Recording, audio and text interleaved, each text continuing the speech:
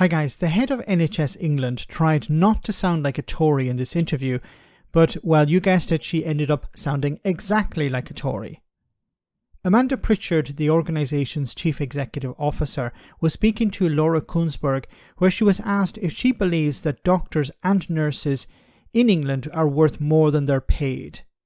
Well, she dodged the question, but in doing so she gave away her bias. Have a listen to this. It really matters to people how much they're paid. Now, we know it's not your responsibility, but do you think that doctors and nurses in this country are worth more than they are paid? Well, as I say, look, I'm the chief executive of the NHS. I'm always going to say, aren't I? I want to make sure that our staff are appropriately recognised and rewarded. They're worth more than they're paid right now. Well, that pay is a matter for unions and government, but my job is to make sure that whilst that is going on, we're doing our best to support the NHS through what is now an unprecedented period of industrial action. Well, it is. To mitigate the risks to patient safety and to minimise disruption. But unfortunately, going back to something we were talking about earlier on, there has been a significant amount of disruption, and that is only at the moment going to get more significant as we hit the next round of strikes. So the focus here is on the strikes, not on the reason for the strikes. And this is why she's sounding exactly like a Tory. Now, the fact that junior doctors and nurses are not getting the pay, I would have loved if Laura Kuenssberg had asked, are you paid less than you're worth? Because her salary is, I believe, £250,000 a year. So it would have been a good question to ask her, are you paid enough or are you paid too much to do your job? Because if you think, well, I should be paid more, then let's look at the state of the NHS in England. Because you're the chief executive. So are you ultimately responsible, or is it the minister that's ultimately responsible?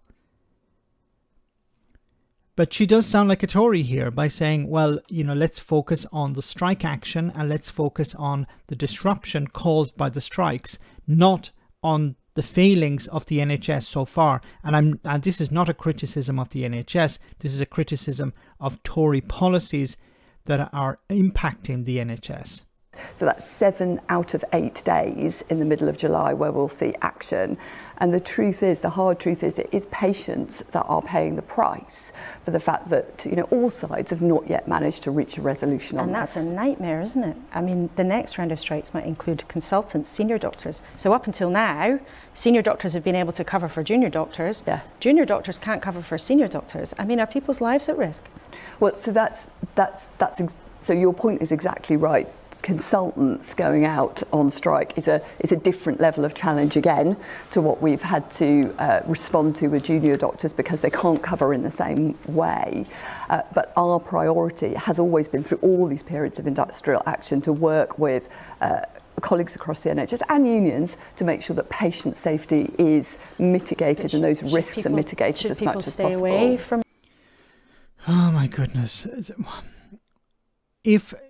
If people are going on strike, what is the reason? Why are people going on strike? It's due to pay and conditions.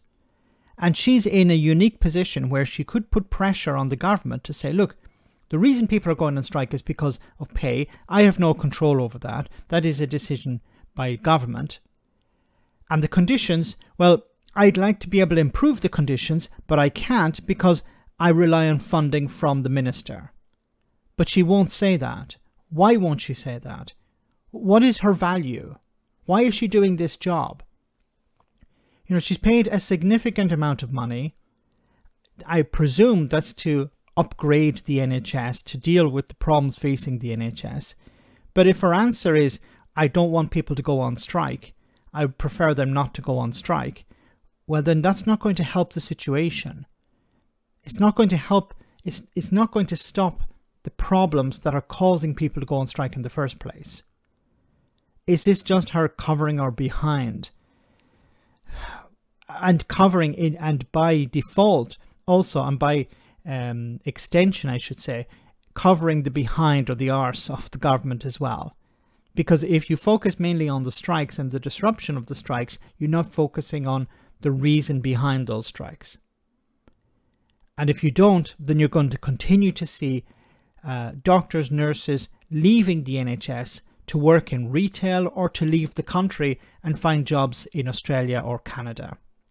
Let me know in the comment section, guys, what do you think about all of this? As always, your comments are greatly appreciated. Thanks a lot.